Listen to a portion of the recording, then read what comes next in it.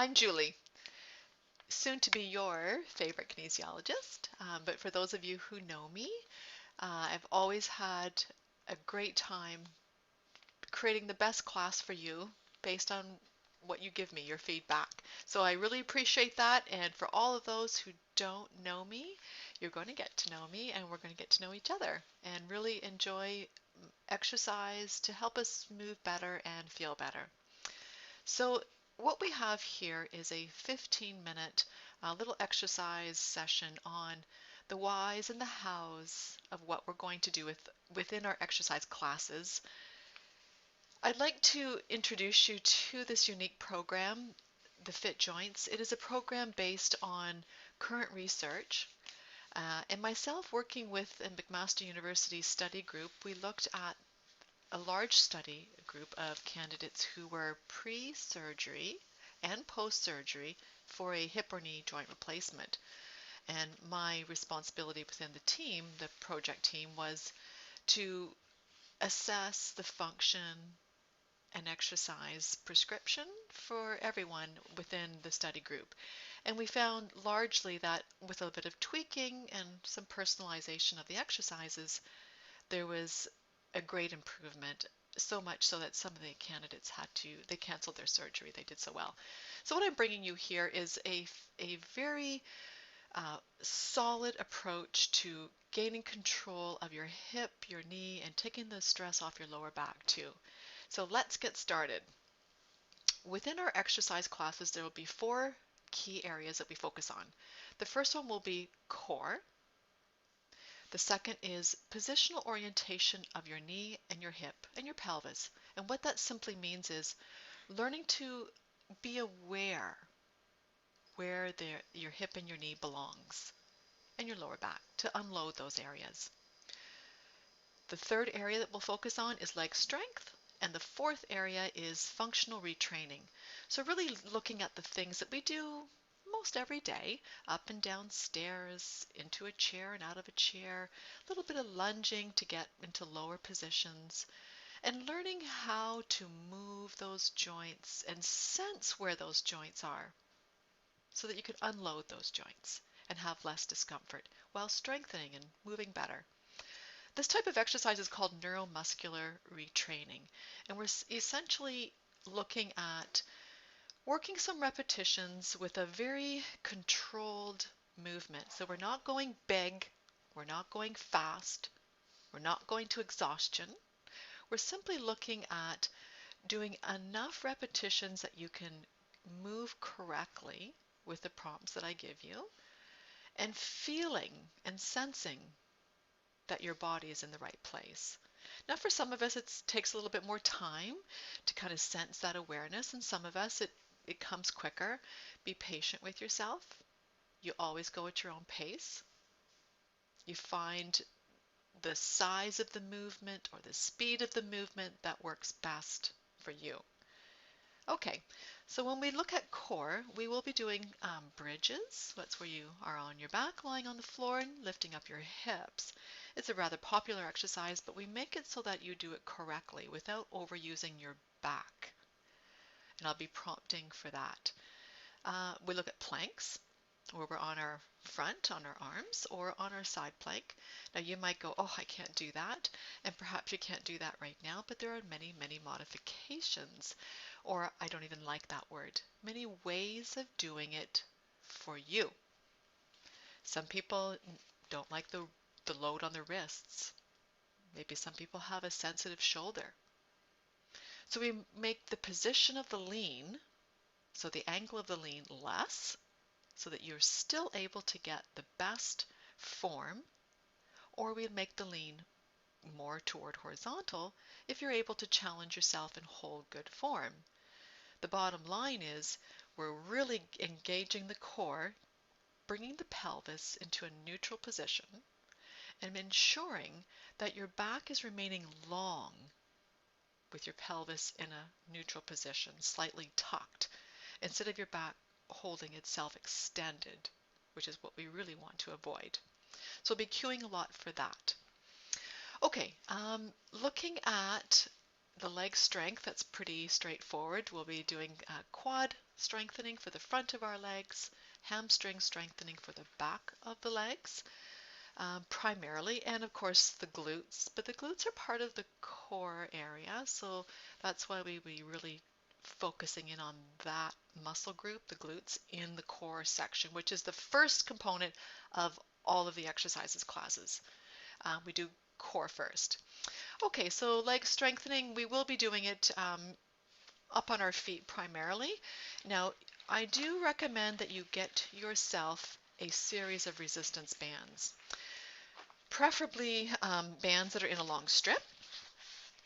Now, bands can come in many different colors, so they all have different resistances. And if you have some bands, fantastic. If you don't have bands, your local store, like Walmart, Canadian Tire, all the athletic stores like Sport Chek, Winners, most people are carrying resistance bands now with a few different colors, at least 3 to 4 in a pack, and it should cost you around $20, $25. It shouldn't be any much more than that. You don't need anything fancy. You don't need a little handle on the end of them. If you wish to order them, you can also get them online as well. So make sure you've got some resistance bands of different resistances. You're going to need them as you are moving better and to challenge yourself. For mostly the leg strengthening, and we do add them into a little bit of the core section as well. The final section, which is just as important as the positional orientation of the knee, is the functional retraining section. When we talk about neuromuscular exercise, and that's what we will be doing together, neuromuscular means the nerves and the muscles working together.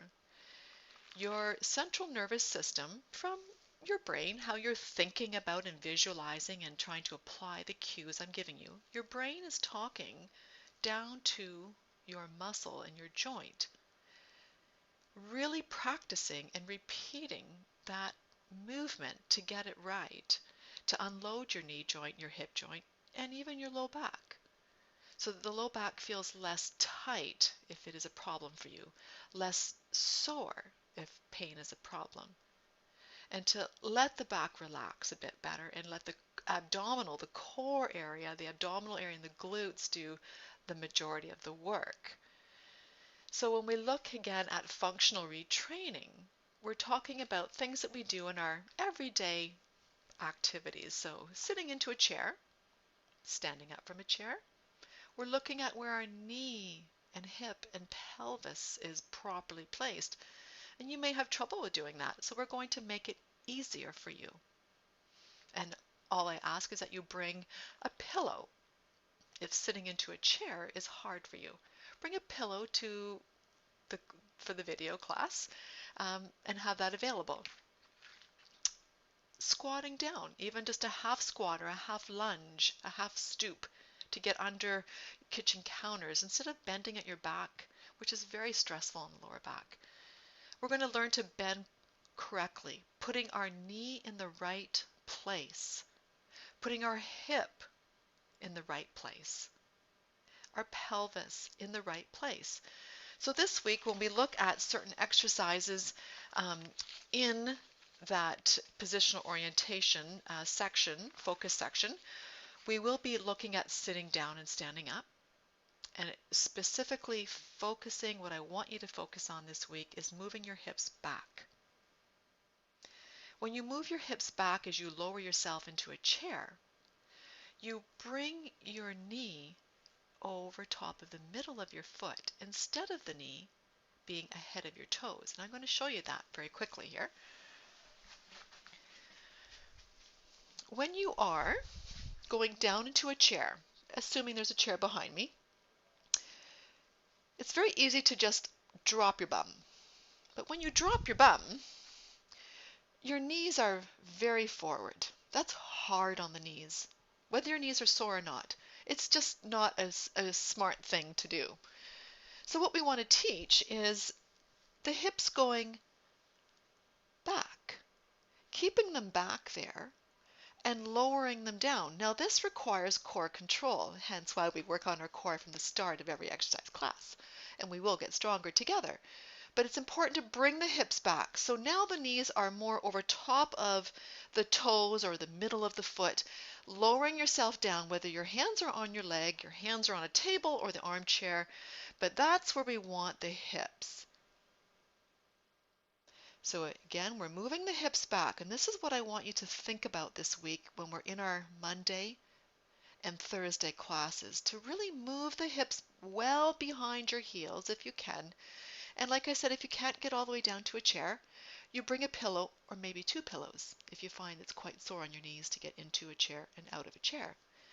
And that same principle of moving the hips back and into a slight stoop, lunge, where your feet are split, one in front and one behind, to get under a kitchen counter, lower shelf at a store, just to go down low and get something. It's the same principle of moving your hips back so that the weight-bearing leg, typically the front leg, that knee is not ahead of our toes. So that's what we'll be looking at as well. So in this week's class, we'll be looking at a step back with one foot. Step back so the hips move back. Step forward onto the front leg to come up straight. Now I'll show you what that looks like, and it's the same thing of moving our hips back so the knee is just over top of your midfoot, which unloads your knee, taking the strain off of the knee. So we'll be looking at a step back with one foot, moving our hips back, down slightly, and then stepping into the front foot, pressing down into that front foot to bring us up. Using a wall if you need that for balance, or a piece of furniture to hold on to, stepping back, the hips move back. And then when we go down, when we look at our front knee, it is over top of the middle of the knee, of the foot. And it's not ahead of the toes. Okay? So it's a step back and the hips move back. So when we lower ourselves down, and we really don't have to go down far for this week, we are aware and looking at that front knee so it's just over top of the toes. Second thing to think about as we step back with the knee over top of the midfoot, we want to be aware that the knee is not traveling inside of the foot or outside of the foot, which can look like this, which is not good for anyone's knee, a sore knee or not. This is not good movement control. So as we step back and the hips move back slightly, we make sure, sometimes we need to look at that knee to make sure it's just over top of the midfoot. And as we press into that foot and stand up together, we're still aware that that knee is not traveling left or right. Looks easy, but when you try it, stepping back, hips are back with us as we slightly bend, and we look at that knee to make sure it's in the right place.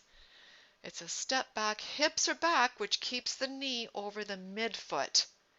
And as we step forward, we don't want that knee traveling left or right. It's a lot to think about, and that's why we go slowly with it, and especially the first few weeks, just to build some confidence that you feel good about the control that you're trying to gain. And that is exactly the purpose of neuromuscular exercising. Teaching your central nervous system to control your joint. So we slow it down and we really work on control. Okay? If you really have struggles, concerns that you just can't get past with all of my cueing in the classes, please reach out to me. You'll have access to my email, and we'll go from there. If I can give you enough cueing and we slow it down, hopefully you'll do quite well after each class. And you'll gain some confidence to feel that you're feeling the control of the movement. Okay, So that's about a wrap. This week, anyways, we'll be looking at sitting into a chair and getting up, and that's stepping back as we need to lower ourselves to get something. Could be under a cupboard, a lower shelf in a store, laundry, dryer, the dryer machine, dishwasher perhaps. You'll find it much easier as you step back and move your hips back with you as you need to lower yourself down to do something than it would be to step forward and to lunge that way. It's hard on a sore knee to do that.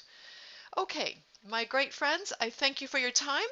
I'll see you Monday's class, bright and early.